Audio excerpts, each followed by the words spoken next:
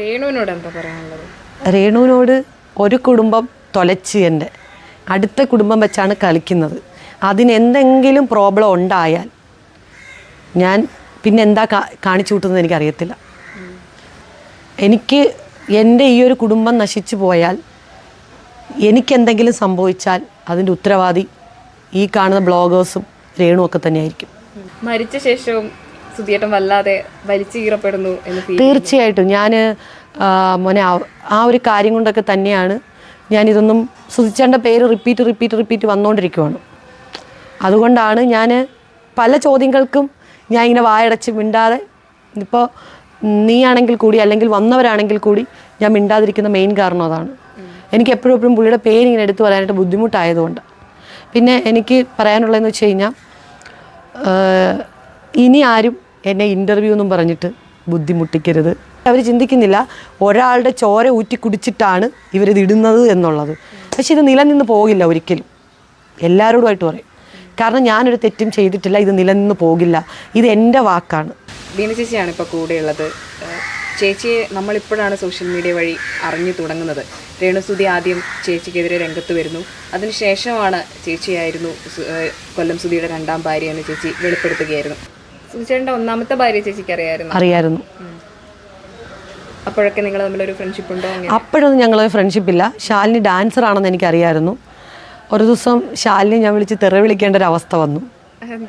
അതൊരു ഫിനാൻഷ്യലി, അതായത് മോൻ ഞങ്ങളുടെ കൂടെ വീട്ടിലാണ് നിൽക്കുന്നത്, ഇങ്ങനെ ഇടയ്ക്കിടയ്ക്ക് പൈസയൊക്കെ ഇങ്ങനെ കൊടുക്കുന്നുണ്ടപ്പം ഞാൻ സുധിയോട് ചോദിച്ചു, ചേട്ടാ നിങ്ങൾ എന്തിനാണ് ഈ കുഞ്ഞ് അവിടെയാണെങ്കിൽ നിങ്ങൾക്ക് കൊടുക്കാം, കുഞ്ഞിവിടെയാണല്ലോ നിൽക്കുന്നത്, നിങ്ങൾ പിന്നെ എന്തിനാണ് ഇതൊക്കെ ചെയ്യുന്നതെന്നൊക്കെ ചോദിച്ചു. അപ്പോഴും പറഞ്ഞ്, എടി ഞങ്ങൾ നല്ല ഫ്രണ്ട്സാണ്, അവൾക്ക് മേലാണ്ട് കിടന്നുകൊണ്ടൊക്കെയാണ് ഞാൻ കൊടുത്തതെന്നൊക്കെ പറഞ്ഞു. പിന്നെ ലാസ്റ്റ് ഈ ശാലിനി എന്ന് പറയുന്ന ലേഡി അവരെ ഹസ്ബൻഡുമായിട്ട് നിലവിലുള്ള ഹസ്ബൻഡുമായിട്ട് നമ്മുടെ വീട്ടിൽ വന്ന് ഒരു സൈക്കിളൊക്കെ മേടിച്ചു കൊടുത്ത് ഈ മോന്. പക്ഷെ അത് അവരെൻ്റെ അടുത്ത് മറച്ചു വെച്ച്, എല്ലാവരും മറച്ചു വെച്ച്. അതിനാണ് ഞാൻ ശാലിനി വിളിച്ച് കുറേ വഴക്കൊക്കെ പറഞ്ഞു. അവൻ എന്തെങ്കിലും വാങ്ങിക്കൊടുക്കണമെങ്കിൽ എനിക്കറിയാം വാങ്ങിക്കൊടുക്കുക, നീ എന്തിനാ അത് അല്ലെങ്കിൽ എൻ്റെ സാന്നിധ്യത്തിൽ വേണം കൊടുക്കുക. ഇപ്പം അവനെ നോക്കുന്നത് ഞങ്ങളാണ്, മീൻസ് ഞാനും അണ്ണനും ഒക്കെയാണ് നോക്കുന്നത്. അപ്പോൾ ഇനി മേലിൽ ഇത് ആവർത്തിച്ച് ഓരോന്ന് പറഞ്ഞു. ശാലിനിയുടെ ഡിവോഴ്സ് ആയതിനു ശേഷമായിരുന്നു ചേച്ചിയായിട്ടുള്ള? അതെ. പിന്നെ എങ്ങനെയായിരുന്നു ശാലിനി കുറെ പിന്നീടാണ് വേറൊരു വിവാഹത്തിലിരിക്കുകയാണ് ശാലിനി മരണപ്പെടുന്നത് അല്ലേ? അതെ. അപ്പോഴും എന്നോട് ഇങ്ങനെ പറഞ്ഞു, അയ്യോ ഞാൻ അങ്ങനൊന്നും വെച്ച് മേടിച്ചു കൊടുത്തതല്ല എന്ന് പറഞ്ഞു. ഞാൻ പറഞ്ഞ്, അപ്പോൾ ഞാൻ അവളോട് ഫോൺ ചെയ്തിട്ട്, അവൻ എൻ്റെ മകനാണ്, അവൻ എന്തെങ്കിലും ആവശ്യമുണ്ടെങ്കിൽ ഞാൻ വാങ്ങിക്കൊടുക്കും, നീ വാങ്ങിക്കൊടുക്കേണ്ട കാര്യം, പിന്നെ നിനക്ക് അമ്മയെന്ന നിലയിൽ വാങ്ങിക്കൊടുക്കാം, പക്ഷേ അത് എൻ്റെ സാന്നിധ്യത്തിലായിരിക്കണം എന്ന് പറഞ്ഞു. അത് പറഞ്ഞിരുന്നു ഞാൻ. അല്ലാതെ ഈ ആൾക്കാർ പറയുന്നത് കൂട്ട് സുധി കിച്ചുവിനെ ഞാൻ നോക്കുന്നില്ല, കിച്ചുവിനെ ഞാൻ അടിക്കും, കിച്ചുവിനെ ഞാൻ പട്ടിണിക്കിടും. ഈ കിച്ചുവിനെ പട്ടിണിക്കിടാൻ കിച്ചു അവൻ്റെ അച്ഛൻ്റെ വീട്ടിലാണ് നിൽക്കുന്നത്. ചിന്തിക്കാൻ കുറച്ച് വിവരമുള്ളവർക്ക് ചിന്തിക്കാൻ പറ്റുന്നൊരു കാര്യമാണ്. എന്ന് വെച്ചാൽ കിച്ചു വരുമ്പോൾ അവനെ ഞാൻ നന്നായിട്ട് നോക്കിയിട്ടുണ്ട്, എൻ്റെ അടുത്ത് വരുമ്പോൾ നോക്കിയിട്ടുണ്ട്. ഞങ്ങൾ ഒരുമിച്ച് പ്രോഗ്രാമിന് പോവും, ഞങ്ങൾ ഒരുമിച്ച് മാടന്നട ചിക്കിങ് എന്ന് പറഞ്ഞിട്ടൊരു ഹോട്ടലുണ്ട്, അവിടെ പോവും, ബീച്ചിൽ പോവും. സുചേട്ടൻ ഇല്ലെങ്കിലും എനിക്ക് വണ്ടിയുണ്ട്, അപ്പം ഞാൻ വണ്ടിയായിട്ടാണ് പോകുന്നത്. അപ്പോൾ അങ്ങനെയൊക്കെ ചെയ്തിട്ടുണ്ട്. പക്ഷേ ആ മോൻ്റെ കാര്യം കൂടിയാണ് പറയുന്നത് ഇതിനകത്ത്, കിച്ചുവിനെ ഞാൻ നോക്കിയിട്ടില്ല എന്നൊക്കെ. എനിക്കറിയില്ല, എൻ്റെ കൂടെ നിൽക്കുന്ന സമയത്ത്, അതായത് എൻ്റെ കൂടെ കണ്ടിന്യൂസ് നിന്നിട്ടുമില്ല, അവൻ നിൽക്കുന്ന സമയത്ത് ഞാൻ നോക്കിയിട്ടുണ്ട്. അതുപോലെ തന്നെയായിരുന്നു പറയുന്നത്. രേണു ഇപ്പോൾ വിവാഹം കഴിച്ചിട്ടില്ല എന്നതിൻ്റെ കാര്യമായിട്ട് രേണു പറയുന്നത്, അവർക്ക് കുട്ടികളുണ്ടോ, എങ്ങനെയാണ് അവർ പറയാന്നുള്ളൊരു റീസണിൽ. അത് എൻ്റെ ലൈഫിൽ എനിക്ക് കുട്ടികളൊന്നും ഉണ്ടാകുന്നതല്ല വലിയ കാര്യം. നമ്മുടെ ലൈഫ് എങ്ങനെ നല്ലതായിട്ട് കൊണ്ടുപോകാമെന്നാണ് ഞാൻ നോക്കുന്നത്. കാരണം ഞാൻ ഒരുപാട് പ്രശ്നങ്ങളിൽ നിന്ന് വന്ന ഒരാളാണ്. അപ്പോൾ എനിക്ക് എന്ത് കിട്ടിയാലും അത് ഞാൻ അത്രയും കെയർ ചെയ്ത് കൊണ്ടുപോകുന്ന ഒരാളാണ്. രേണുവിനിപ്പോൾ ഒരാൾ അങ്ങനെ പറയാമെന്ന് പറയുമ്പോൾ ശരിക്കും അത് ഒരു വിഷമം തന്നെയല്ല. കാരണം അവർ പ്രസവിച്ചിട്ടില്ലല്ലോ, അല്ലെങ്കിൽ അവർ സുധിച്ചേട്ട കുട്ടിയുടെ അമ്മയല്ലല്ലോ. അപ്പം എങ്ങനെയാണ് വിവാഹമാണെന്ന് പറയുക എന്നുള്ളൊരു ചോദ്യമായിരുന്നു. അത്രയും നിലവാരമേ ഉള്ളൂ. അല്ല, ഇതിന് ഞാൻ എന്ത് മറുപടി പറയാനാണ്? ഒരു മീഡിയയുടെ മുമ്പിൽ വന്നിരുന്ന് അങ്ങനെ പറയുമ്പോൾ അത്രയും നിലവാരമേ ഉള്ളൂ. പലപ്പോഴും പറയുന്ന പല കാര്യങ്ങൾ, ഇപ്പം ഇൻ്റർവ്യൂസ് ആണെങ്കിലും ഒക്കെ സുധിച്ചേട്ടൻ്റെ ഒരു മരണശേഷം നടക്കുന്ന ഈ കാര്യങ്ങൾ ശരിക്കും കിച്ചുവിനെയും ശരിക്കും പറഞ്ഞാൽ അത് വേദനിപ്പിക്കുന്ന തരത്തിലേക്കല്ലേ? തീർച്ചയായിട്ടും. എന്നോട് കുറേ ആൾക്കാർ ചോദിച്ചു, ഇത്രയൊക്കെ നിന്നെക്കുറിച്ച് ആക്ഷേപിച്ചിട്ട് നീ എന്തുകൊണ്ട് പറയുന്നില്ല എന്ന് ചോദിച്ചപ്പോൾ ഞാൻ അവനെയും ആ ഫാമിലി അവനാണ് മെയിൻ. അതുകൊണ്ടാണ് ഞാൻ ഇതുവരെയായിട്ടും ഈ ഒരു വോയിസ് പോലും പുറത്ത് വിടുന്നതിന് മുമ്പ് ഞാൻ കുറേ പ്രാവശ്യം ആലോചിച്ചിട്ട് പുറത്ത് വിട്ടത്. കാരണം എനിക്ക് പിടിച്ചു നിൽക്കാൻ പറ്റുന്നൊരു സാഹചര്യം അല്ലായിരുന്നു അത്. എൻ്റെ കുടുംബത്തിൽ പോലും അത് ബാധകമായി. എൻ്റെ ഈ ഒരു ഇഷ്യൂസ് കുടുംബത്തിൽ പോലും ബാധകമായി. കാരണം ഞാൻ അവരോട് കള്ളം പറഞ്ഞു എന്നുള്ളൊരു ഇത് വന്നു. അപ്പം അങ്ങനെയാണ് പിന്നെ എനിക്ക്. പക്ഷെ പിന്നെ ഞാൻ ആലോചിച്ചു, എനിക്കിപ്പം മറ്റുള്ളവരുടെ ലൈഫല്ലല്ലോ നോക്കണ്ടേ, എൻ്റെ മോൻ്റെ എൻ്റെ ലൈഫല്ലേ നോക്കണ്ടേ. അപ്പം ഞാനല്ലേ അവിടെ കറക്റ്റ് ടൈറ്റായിട്ട് ക്ലിയർ ആയിട്ടുള്ള കാര്യങ്ങൾ സമൂഹത്തിൽ അറിയിക്കേണ്ടത്. മനസ്സിലായി? ബാക്കി എല്ലാവർക്കും ഞാൻ സെക്കൻഡറിയാണ് ഇമ്പോർട്ടൻറ്റ് കൊടുക്കേണ്ടത്. ഇപ്പോൾ എൻ്റെ ലൈഫിനാണ് ഞാൻ ഇമ്പോർട്ടൻറ്റ് കൂടുതൽ കൊടുക്കേണ്ടത്, അല്ല എൻ്റെ മകൻ്റെ ലൈഫിനാണ്. അപ്പോൾ അതുകൊണ്ടാണ് ഞാൻ വെളിയിലേക്ക് വരാൻ തന്നെ തീരുമാനിച്ചത്. അല്ലാതെ ഈ ആൾക്കാർ പറയുന്ന കണക്ക് ബിഗ് ബോസിൽ പോകാനും സുധിയുടെ ക്ലൈമിന് വേണ്ടിയിട്ടോ ഇല്ലെങ്കിൽ എനിക്ക് ഒരു ഫെയിമിന് ഉണ്ടാക്കാനും വേണ്ടിയിട്ടൊന്നുമില്ല. എനിക്ക് ഫെയിം ഉണ്ടാക്കണമെങ്കിൽ ഇങ്ങനെ ഫെയിം ഉണ്ടാക്കണ്ട. എനിക്ക് ഫെയിം ഉണ്ടാക്കാൻ ഒരുപാട് കാര്യങ്ങളുണ്ട്. അതിനെപ്പറ്റി ചിന്തിച്ചിട്ടേ ഇല്ല. ഇവരൊക്കെ പറയുമ്പോഴാണ് ഞാൻ അതിനെക്കുറിച്ച് ചിന്തിക്കുന്നത് തന്നെ. സത്യമായിട്ട് അതുവരെ ഞാൻ ചിന്തിച്ചിട്ടേ ഇല്ല. ഇപ്പോൾ ഈ ഒരു ഇൻ്റർവ്യൂസ് തരുമ്പോഴും അവർ പറയുന്നത് എന്താണെന്നറിയോ, വീണ്ടും വന്നിട്ടുണ്ട് ഫെയിമിന് വേണ്ടിയിട്ട് എന്ന് പറയും. എനിക്ക് ഈ കണ്ടൻറ്റ് ചെയ്യുന്ന ആൾക്കാരോടാണ് പറയാനുള്ളത്, ഞാനൊരു സ്ത്രീയാണ്, ഞാൻ ഒരു മനുഷ്യ സ്ത്രീയാണ്. എനിക്കും കുടുംബവും കുഞ്ഞും ഒക്കെ ഉണ്ട്, സുഹൃത്തുക്കളും ഒക്കെ ഉണ്ട്. നിങ്ങൾ ചെയ്യേണ്ടെന്ന് ഞാൻ പറയുന്നില്ല, നിങ്ങൾ ചെയ്തോ, നോ പ്രോബ്ലം. ഞാൻ ചെയ്യാത്തതൊന്നുമല്ല നിങ്ങൾ ചെയ്യുന്നത്, അതിലും എനിക്ക് പ്രശ്നമില്ല. പക്ഷേ ഈ ഞങ്ങളെ വിറ്റ്, ഇപ്പോൾ രേണു ആയാലും ഞാനാണെങ്കിലും അല്ലെങ്കിൽ പൊതുസമൂഹത്തിലുള്ള ഓരോ പ്രശ്നങ്ങൾ വിറ്റിട്ടാണ് നിങ്ങളുടെ വീട്ടിൽ അരി മേടിക്കുന്നത്. പക്ഷെ ഞങ്ങളതല്ല. മനസ്സിലായി? ഞങ്ങളുടെ വിഷമങ്ങൾ, ഞങ്ങൾക്കുണ്ടാകുന്ന പ്രോബ്ലംസ് മറ്റുള്ളവരിൽ എത്തിക്കാൻ വേണ്ടിയിട്ടാണ് നിങ്ങളെപ്പോലുള്ളവരെ നമ്മൾ സമീപിക്കുന്നത്. മനസ്സിലായ? പക്ഷേ അതവർ നോക്കുന്നില്ല. അവർ ലക്ഷറീസ് കാറിൽ വരുന്നു, ലക്ഷറീസ് ഫുഡ്, 2 നില വീട്. പക്ഷെ അവർ ചിന്തിക്കുന്നില്ല ഒരാളുടെ ചോര ഊറ്റി കുടിച്ചിട്ടാണ് ഇവരിത് ഇടുന്നത് എന്നുള്ളത്. പക്ഷെ ഇത് നിലനിന്ന് പോകില്ല ഒരിക്കലും. എല്ലാവരോടുമായിട്ട് പറയും. കാരണം ഞാനൊരു തെറ്റും ചെയ്തിട്ടില്ല, ഇത് നിലനിന്ന് പോകില്ല. ഇത് എൻ്റെ വാക്കാണ്. രേണു സുധിച്ചേട്ടനെ പരിചയപ്പെടുന്നത് എങ്ങനെ? അവർ തമ്മിൽ അല്ല ഈ പരിപാടികളിൽ രേണു അന്നേരം കലാകാരിയായിരുന്നോ അതോ പരിപാടികളിലൊക്കെ പങ്കെടുക്കുമോ? ഇല്ല. രേണു അങ്ങനെയൊന്നും പോയിട്ടൊന്നുമില്ല. രേണു എന്തോ കോഴ്സ് പഠിക്കാൻ പോയ ആ ടൈമിലാണ് ട്രിവാൻഡ്രത്ത് എവിടെയോ അങ്ങനെ എന്തോ ആണ് കാണുന്നതും സംസാരിക്കുന്നതും ഒക്കെ എന്നാണ് എന്നോട് പറഞ്ഞത്. അപ്പോൾ സുധിച്ചേട്ടൻ്റെ മരണശേഷമാണോ രേണു ഇങ്ങനെ അഭിനയത്തിലേക്കും ഒക്കെ പോകുന്നത്? അതിന് മുന്നേ സുധിച്ചേട്ടനോടൊക്കെ എന്തൊക്കെ വർക്കുകൾ ചെയ്തിട്ടുണ്ടെന്ന് പറഞ്ഞിട്ടുണ്ടായിരുന്നു. ഞാൻ കണ്ടിട്ടില്ല, ഞാൻ ഇതുവരെയായിട്ടും കണ്ടിട്ടില്ല. പിന്നെ ഇതിൻ്റെ ഇടയ്ക്ക് വെച്ചിട്ട് വേറൊരു ഇൻ്റർവ്യൂവിൽ പറഞ്ഞിട്ടുണ്ട് കുറേ ഡാൻസ് കാര്യത്തികൾ സുധിച്ചേട്ടൻ്റെ പുറകെ നടന്ന് സുധിച്ചേട്ടനെ മോനെ നോക്കാമെന്നൊക്കെ പറഞ്ഞ് സുധിച്ചേട്ടൻ അത് മനസ്സിലായി വെറുതെ ആണെന്നുള്ളതുകൊണ്ട് തള്ളിക്കളഞ്ഞതാണെന്ന്. സുധിച്ചേട്ടൻ തള്ളിക്കളഞ്ഞതാണെന്ന്. ഞാൻ സുധിച്ചേട്ടനെ കാണുന്നതിന് മുമ്പേ ഞാൻ ഡാൻസറാണ്. പിന്നെ സുധിച്ചേട്ടൻ പോകുന്ന വർക്കുകളിൽ ഞാൻ ഇൻവോൾവ് ആകുന്നത് കൊണ്ട് എനിക്ക് വർക്കുകൾ കിട്ടിയിട്ടുണ്ട്. അതിനെ തെറ്റായ രീതിയിലാണ് ഇപ്പോൾ വ്യാഖ്യാനിച്ചത്. അതെ. സുധിച്ചേട്ടൻ അന്ന് ഞാൻ കൂടെ പോകുന്നതൊക്കെ വർക്ക് സ്പേസിന് വേണ്ടിയിട്ടായിരുന്നു എന്നൊക്കെയാണ് പറയുന്നത്. ഈ കോമൻസ് ഇടുന്നവരോടാണെങ്കിലും അല്ലെങ്കിൽ രേണു സുധീനോടാണെങ്കിലും ചേച്ചിക്ക് ഇപ്പോൾ നിലവിൽ പറയാനുള്ളത് എന്താണ്? കമൻസ് ഇടുന്നവരോട് പ്രത്യേകിച്ചൊന്നും പറയില്ല. അവരിട്ടുകൊണ്ടേയിരിക്കും. അവർ ചെയ്യുന്ന പ്രവൃത്തി അതങ്ങനെ തന്നെ ചെയ്തുകൊണ്ടിരിക്കും. നമ്മൾ എത്ര അവരെ തിരുത്താൻ ശ്രമിച്ചാലും അവർ മാറത്തില്ല. പിന്നെ നമ്മൾ ഒരാൾക്ക് തന്നെ പോസിറ്റീവ് കിട്ടണമെന്നും പറയാൻ പറ്റത്തില്ല. ഇപ്പോൾ രേണുവിനെ ഇഷ്ടപ്പെടുന്നവരുണ്ടാവും, എന്നെ ഇഷ്ടപ്പെടുന്നവരുണ്ടാവും. എൻ്റെ സത്യസന്ധത ചിലവർ സത്യമാണെന്ന് പറയാത്തവരും ഉണ്ടാവും. മനസ്സിലായോ?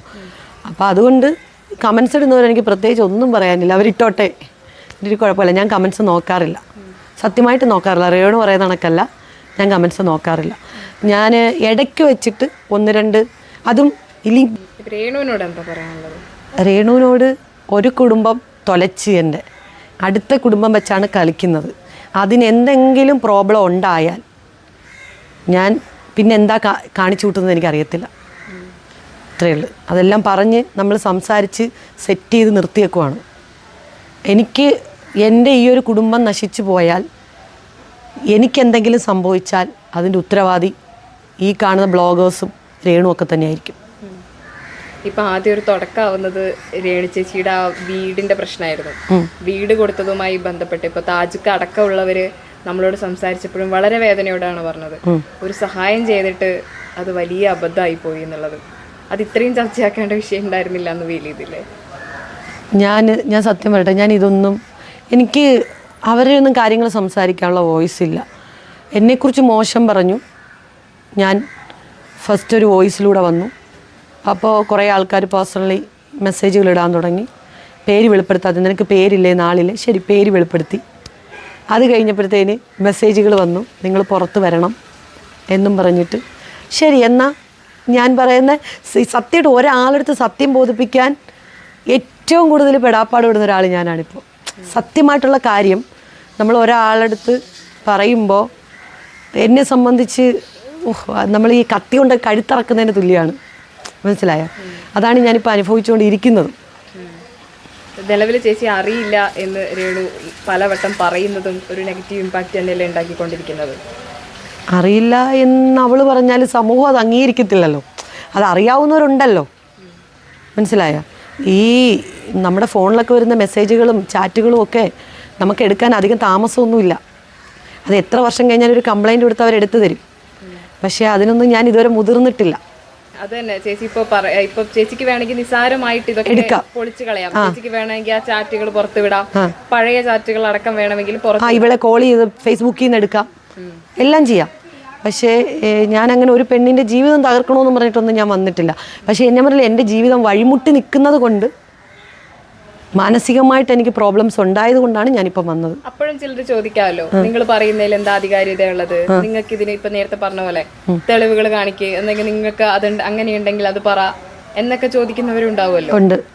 ഇത്തരത്തിൽ ഇങ്ങനെ ചർച്ച മുന്നോട്ട് പോകുന്നതുമായി ബന്ധപ്പെട്ടിട്ട് ഇപ്പൊ പുറത്തിറങ്ങുമ്പോൾ ചേച്ചിക്ക് ഫേസ് ചെയ്യേണ്ടി വരുന്ന എന്തെങ്കിലും പ്രശ്നങ്ങളുണ്ടോ? ഉണ്ട്, തീർച്ചയായിട്ടും ഉണ്ട്. ഇന്ന് എൻ്റെ കുഞ്ഞിൻ്റെ സ്കൂളിൽ ചെന്നപ്പോൾ ടീച്ചർമാർ, മനസ്സിലായ, പിന്നെ മാർക്കറ്റിൽ പോയപ്പോൾ അവിടെ, പിന്നെ ഒരു കുഞ്ഞിന് ബേക്കറി സാധനം മേടിക്കാൻ പോയപ്പോൾ അവിടെ, ഇവരൊക്കെ മുമ്പിലേ ഇപ്പോൾ അവരൊക്കെ നോക്കുമ്പോൾ എനിക്ക് എന്തോ പോലെയാണ് തോന്നുന്നത് കാണുമ്പോൾ. മറ്റേത് അങ്ങനെയല്ല, ഞാനിങ്ങനെ സ്ട്രെയിറ്റായിട്ട് ചെന്ന് കാര്യങ്ങൾ സംസാരിച്ച് ഇറങ്ങിപ്പോകുന്ന ഒരാളാണ്. ഇങ്ങനൊരു സംഭവം ഉണ്ടായിരുന്നോ, ഇത് സത്യമായിരുന്നോ, ഇങ്ങനെയൊക്കെയാണ് ചോദിക്കുന്നത്. ഞങ്ങൾക്കറിയില്ലായിരുന്നു. ഇതിപ്പം നിലവിൽ ചേച്ചി പുറത്ത് പറയണമെന്ന് വിളിച്ചിട്ടും ഒരിക്കലും അല്ല. അങ്ങൊരു സംഭവം പറയണമെന്ന് വിചാരിച്ചിട്ടില്ല. എൻ്റെ ഫാമിലി മെമ്പേഴ്സിന്, സുധിയുടെ ഫാമിലി മെമ്പേഴ്സിന്, അന്ന് നമ്മളുടെ കൂടെയുള്ള കുറച്ച് ആർട്ടിസ്റ്റുകൾക്ക്, നമ്മുടെ അന്ന് നിന്ന കുറച്ച് ആർട്ടിസ്റ്റുകൾക്ക് അങ്ങനെ അറിയാവുന്ന ചുരുക്കം ചില പേരുണ്ട്. പിന്നെ അവരൊക്കെ പറഞ്ഞ് മറ്റുള്ളവരിൽ അറിയുന്നേ ഉള്ളായിരുന്നു. പക്ഷേ ഇതിപ്പോൾ നമ്മൾ ഈ അടുത്ത സമയത്ത് മേടിച്ച വീടാണ്. ഇവിടെ ഒന്നും ആർക്കും അറിയത്തില്ലായിരുന്നു കേട്ടോ. ഇവരൊക്കെ ഇപ്പോഴാണ് അറിയുന്നത്. ഈ അടുത്ത വീട്ടിലെ ചേച്ചി ഇവരൊക്കെ ഇപ്പോഴാണ് എന്നോട് ചോദിക്കുന്നത് ഇങ്ങനൊരു സംഭവം ഉണ്ടായിരുന്നു എന്ന്. നമുക്കങ്ങനെ ഫേമസ് ആണെങ്കിൽ വരുമ്പോഴേ നമുക്ക് പറഞ്ഞുകൂടെ ഇന്ന ആൾ കല്യാണം കഴിച്ചത്, ഡിവോഴ്സായി, രണ്ടാമത് അങ്ങനെ നമുക്ക് പറഞ്ഞുകൂടെ. പക്ഷെ ഇതൊന്നും നമ്മൾ പറയാൻ പോയിട്ടില്ല, ഒരാളോട് പോലും പറയാൻ പോയിട്ടില്ല. എൻ്റെ ഇപ്പം നിൽക്കുന്ന ന്യൂ ഫ്രണ്ട്സ് കുറച്ച് പേരുണ്ട്, അവർക്ക് പോലും അറിയത്തില്ലായിരുന്നു ഈ സംഭവം. ശരിക്കും നിങ്ങൾ പിരിയുമ്പം അങ്ങനെ പറഞ്ഞിരുന്നോ, നമ്മളിനി പഴയ കാര്യങ്ങളെക്കുറിച്ച് ആരോടും പറയില്ല എന്നുള്ളത്? പറഞ്ഞിരുന്നു. ഇത് പ്രൈവറ്റ് ആക്കി വെക്കുമെന്ന് തന്നെ? തീർച്ചയായിട്ടും. അതങ്ങനെ തന്നെ വെച്ചുകൊണ്ട് നടക്കുമായിരുന്നല്ലോ. പുള്ളി മരിച്ചിട്ടാണെങ്കിലും അല്ലെങ്കിലും അങ്ങനെ തന്നെയായിരുന്നു. ഞാൻ പറഞ്ഞില്ല, ഒരു 6 മന്തായിട്ട് തുടങ്ങിയതാണ് ഈ പ്രശ്നം. അപ്പം ഇതിങ്ങനെ നീണ്ടു പോകുന്നത് കൊണ്ടാണ് ഞാനത് മുന്നേ പറഞ്ഞു, ഒരു വോയിസ് ഇട്ടു. പിന്നെ എനിക്ക് മീഡിയയ്ക്ക് മുന്നേ വരുന്നു. ഹേർട്ട് ചെയ്തൊരു തുടക്കം ഏതായിരുന്നു? ഇപ്പോൾ 6 മാസം മുന്നേ എന്ന് പറഞ്ഞല്ലോ, അതിൽ ഹേർട്ട് ചെയ്തൊരു തുടക്കം ഏതായിരുന്നു? ഹേർട്ട് ചെയ്തത് എൻ്റെ ഹസ്ബൻഡിനോട് തന്നെ ഒരാൾ ചോദിച്ചു, ഹസ്ബൻഡിൻ്റെ ഫ്രണ്ട്. അതാണ് എനിക്ക് ഹേർട്ട് ചെയ്തത്. എന്തായിരുന്നു ചോദിച്ചതെന്ന് പറഞ്ഞു? ഇങ്ങനെ വീണയുടെ കാര്യം ഇങ്ങനെയൊക്കെ അറിയുന്നുണ്ടല്ലോ. അത് പുള്ളിക്ക് അറിയായിരുന്നു, ഹസ്ബൻഡിനെല്ലാം അറിയാം, എല്ലാ കാര്യങ്ങളും അറിയാം, ഒന്നും ഞാൻ മറച്ചിട്ടില്ല. അതായിരുന്നു എനിക്ക് ഫസ്റ്റ് ഉണ്ടായ പ്രശ്നം. ഞങ്ങളൊരു ഷൂട്ടിന് പോയപ്പം എന്നെ കൊണ്ടുവിടാൻ വന്നു, മഴവിൽ മനോരമയുടെ ഷൂട്ടിന് പോയപ്പോൾ. അപ്പോഴാണ് കൊണ്ടുവിടാനാണോ വിളിക്കാൻ വന്നു, കൊണ്ടുവിടാനല്ല വിളിക്കാൻ വന്നപ്പോഴാണ് ഇങ്ങനെ പുള്ളിയോട് ചോദിച്ചപ്പം എനിക്ക് ഹേർട്ടായി. അത് തൊട്ടായിരുന്നു ചേച്ചി പ്രതികരിക്കണം? ഇല്ല, അത് അന്നേരവും ഞാൻ പ്രതികരിക്കണമെന്ന് തോന്നിയില്ല.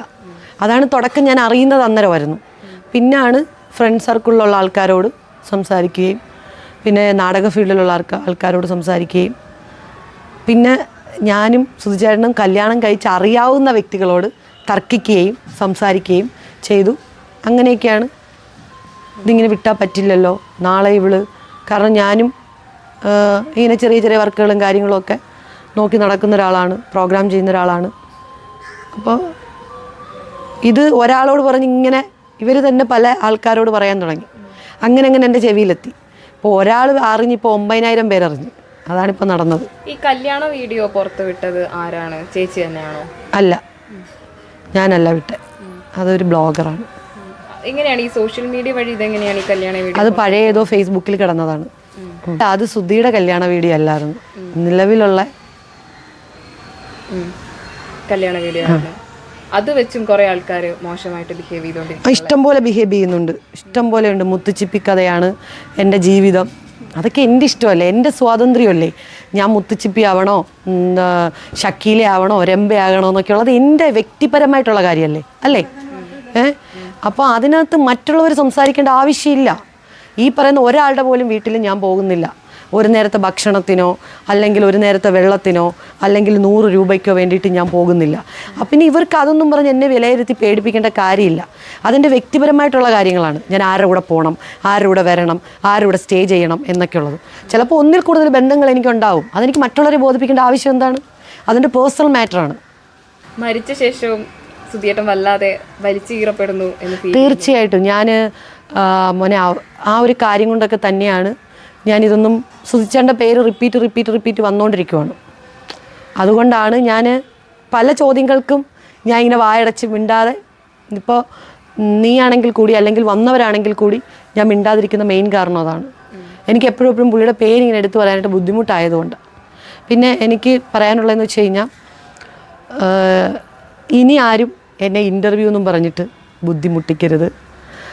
ഇനി ഞാനൊരു ഇൻ്റർവ്യൂവിലും വരില്ല. കാരണം കുറേ ദിവസങ്ങളായിട്ട് ഞാൻ ഭയങ്കരമായിട്ട് എന്താ പറയുക, ശാരീരികമായിട്ടും മാനസികമായിട്ടും ബുദ്ധിമുട്ട് അനുഭവിച്ചുകൊണ്ടിരിക്കുവാണ്.